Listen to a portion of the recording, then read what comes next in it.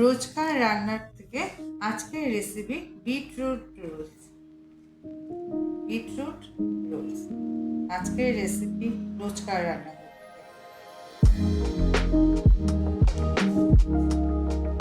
আজ আমি দেখাবো বিটরুট রোল।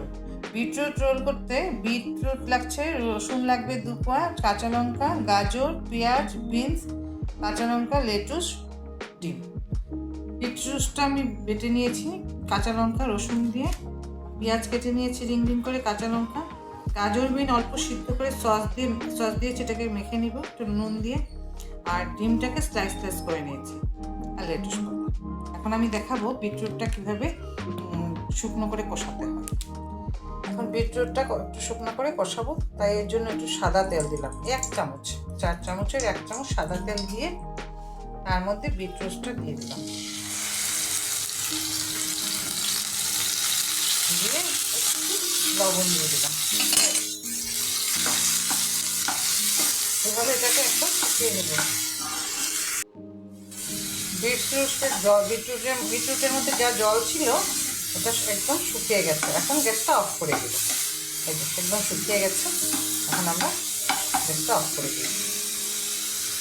এখন দেখাবো যে আমি একটা রুটি করে নিয়ে আসলাম সাদা তেল দিয়ে। এখন দেখাবো কি করে বিটরুটটা রোল করতে হয়। রোলটা এইভাবে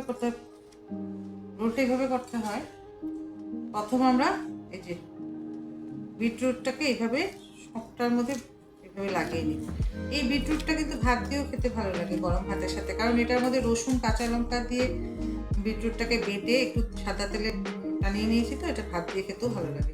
তো এইভাবে দিয়ে দিলাম রোলের উপরে, দিয়ে তারপরে আমরা লেটুস পাতাটা দিয়ে একটু নুন দিয়ে দিলাম।